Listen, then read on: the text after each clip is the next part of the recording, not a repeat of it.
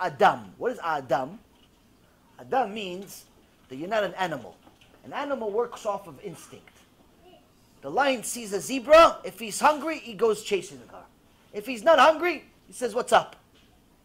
And he goes back to sleep. The lion will never go hunting for no reason. Even a cat that sees a nice, delicious mouse right in front of it, if he's not hungry, he's not going to kill it. He's not going to kill the mouse. Even the snake, that everything tastes to him like afal, like dust, like sand, he's not just going to grab anything. Sometimes you see animals walking next to each other. Technically, this is the predator, this is the prey, but they walk and they're fine next to each other. And people are all amazed. There's nothing amazing about it. She's just not hungry. There's nothing amazing about it. It's not Mashiach. When Mashiach comes, all of this is going to change. The Torah says it's all going to change. But I'm talking about now, you see there's a tiger hanging out with a little gdi, with a little deer. Wow, so amazing. Mashiach is here. No, it's not Mashiach. The tiger is not hungry. That's it. That's all it means. If he's hungry, that deer says Kaddish. Why? He's hungry. Finished. An animal that works off of instinct only goes and eats if it's hungry. It only kills if it's hungry. A human being, on the other hand, sometimes kills for no reason. Sometimes kills for fun. Like some people like to go hunting because they like killing stuff. So the difference between a human being, what it's supposed to be, a human being, and the animal, is that the human being can decide what to do and when to do what to do. He doesn't work off of instinct. That even if he's hungry, he doesn't necessarily have to go kill. He could just go take some money out of his pocket and give it to somebody that already has the killed animal and cooked it into a nice little burger, and he gave it to him. He doesn't have to go eat something in the street. He's a human being. He can control himself. So how come so many people can't control themselves? The reason why is because our education today is a tragedy. There's a PhD by the name of Norman Hare, and he did a study on what does TV do to our public today.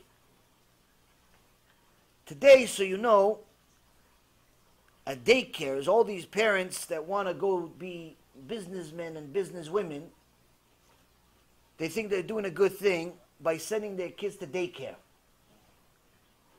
And the mom makes money. So that's important. So we send the kid to daycare. Now, if the daycare is like the normal daycares of today, it's not such a great idea to send the kid to daycare. Why? Because today, 70% on the average, according to Norman Hare, PhD, according to his study, 70% of the day at an average daycare is spent watching television. 70%, 3/4 of the day. They're in the daycare, these little kids, they're watching television. Now, sometimes people at home are watching that much also. But let's see, let's continue. What does this mean? Today, unfortunately, 99% of U.S. households have a television. And the average household spends 6 hours and 47 minutes watching TV per day. 6 hours and 47 minutes per day watching television. But yet nobody has time to come to Shiur Torah. 7 hours a day almost watching TV they have. To watch Lost, and they get lost, and The Found, and Jurassic Park, and Superman, and the Kryptonite, all the shtuyot in the world, they have time. 7 hours a day, they have time. The news, and Trump, and the guy that wants to assassinate Trump, and the guy that's going to replace Trump after he gets assassinated, all this stuff, they have time. 7 hours a day, they have. Come Shiur Torah, no, it's so long. It's so long, the Shiur Torah, and it's so late. Well, you go to sleep at 9 o'clock at night anyway? No, what time you go to sleep? Like 1:30, 2. So what do you do from 9 o'clock till 1:30? Oh, I watch TV. He has to fill up his quota 7 hours a day. Machmir, he's 8 hours sometimes. Now, what's the big deal of watching TV? By the way, This is not even including internet, which is even worse. People that spend so much time on the internet and Facebook and YouTube and all of these websites reading the news, because all of a sudden everybody's a politician. They want to know what happened in the news. I can tell you what's going to happen in the news tomorrow and for the rest of your life. A bunch of people die, a bunch of people sue, a bunch of people had kids, a bunch of people had divorces, some people bought, some people sold, the end, for the rest of your life. Only thing that changes is the names. Only thing that changes is the names. Now, what's so bad about watching this television or playing on the internet, which is even worse than the statistics of the television, that the average child, by the time he completes elementary school, still a little kid, by the time he finishes elementary school, he has now saw 8,000 murders on TV. He has seen 8,000 people get killed on television. Now, to a kid, when they tested his brain, it studies on this, he believes the murder on TV is 100% real. It has the same impact on his neurological state of mind. Same thing. Whether he saw somebody in front of him or it's on TV, it's the same thing to him. And he has seen 8,000 of these. By the time he hasn't even gone through puberty yet. He hasn't even gone through puberty. He's elementary school. 8,000 murders. If that's not bad enough, by the time he reaches 18, the kid now hopefully is going to go into the real world. In America, he goes to college. He's still a baby. But in the rest of the world, 18, you become a man. In Israel, you go to the army. In other countries as well. By the time he's 18 in America, he has seen over 200,000 violent crimes in his life on television. 200,000. And then people are so surprised why there is a school shooting every week in America statistically today. Then people are surprised why there's so many suicidal people, why there are so many sociopaths, why there's so many people that are psychotic in every way, shape, or form. So when we say in the religious world, if you send your kid to public school, you might as well kill the kid. If you have a TV and you give the kid freedom to watch whatever he wants, you might as well not have the kid. You're killing him. Somebody came to me and he said to me about a week or two ago, and he said, I like you, Kvod Harav, like your shulim, I've been watching for a year, and so on and so forth. I don't really believe you've been watching for that long, because the question would have been different. But anyway, he says, you know, Kvod Harav, like I was born yesterday. You know, Kvod Harav, you have a few shiurs that are very scary. The shiur about Gehenom is very scary. And you know that there are little children that can watch the shiur on the internet.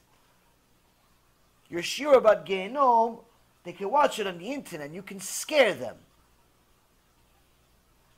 I think you should watch out. I think you should be careful. Now what's the response? The correct response, Rabotai Karim,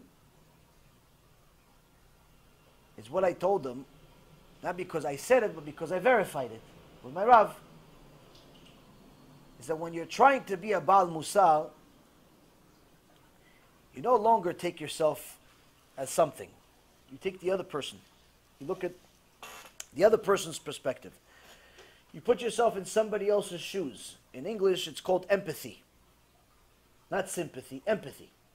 Sympathy is something that no one really wants, because people just feel bad for you. And you feel bad for yourself. And feeling bad for yourself or having other people feel bad for you is the key to depression. Empathy, on the other hand, is when somebody can relate to you by putting themselves in your shoes. They try to feel your pain by imagining themselves being in your shoes. And I wanted to put myself in the shoes of the little kid that this guy was telling me about, that he can chas v'shalom see my shiur about Gehenom and get really, really scared by pressing play. And he also told me, you know, in the beginning of the shiur about Gehenom and some of the other shiurim that we have, some of the videos that we have that are scary, you have a warning. And it's a really cool voice. Some guy with a really cool voice says warning. Dude, this is not for everyone, or whatever he says, but it's like, it sounds like a movie. He says, you know, that actually makes people want to watch it even more. So I imagined myself as a little boy for a second. I had to go back a long time. And I said to myself, oh, if I press play and I saw the cool warning and then I watched this guy with a beard start talking to me about Gehenom and Kafakela and all the punishments that happens for Lashon Hara and all the punishments that happens for wasting seed and all the punishments that happens for Chilul Shabbat and all the punishments that happen for Eshet Ish, what would happen to me? I'd be scared. I'd be very, very scared. But that would save my life. Why would it save my life? And why did I tell the person this response? I told him that if that boy is on the internet and he presses on something, alvai he presses on my shiur about Gehenom. Alvai, the 10, 11, 12-year-old kid, 9-year-old kid, 6-year-old kid, 18-year-old kid, whatever kid, alvai he presses on my shiur about Gehenom. Alvai. Why alvai? Why I wish and I pray for him to press it? Because if he is unfortunate enough to have stupid parents to give him complete freedom on the internet at his age, my shiur is the only thing that's going to save him from the real Gehenom. Because of course his parents are not. They gave him complete free admission to go to Gehenom by telling, no, honey, go play on the internet, do what you want, have fun. Go watch TV, do what you want, have fun, rent movies, watch whatever you want. With or without nudity, with or without violence, go honey, enjoy. Well, you have a girlfriend now, you're 13 years old, enjoy. My shiur is the only thing that's going to save him. Alvai he watches my shiur, because then he'll realize what kind of problem he's really in before it's too late. Before he's addicted to all of the sins, like we became addicted. Rabotai Kareem, sometimes when a person does cheshbon nefesh and he starts emulating Hashem, emulating the midot of Hashem, he starts looking at the things that are around him, he starts realizing that he is part of the problem. He starts realizing he has to fix himself. And even when he tries to help other people, he starts realizing, hey, I have to help myself, I have to help them. The perspective in general changes. Because you're not looking for all the good things you did. You're looking for what needs to be fixed.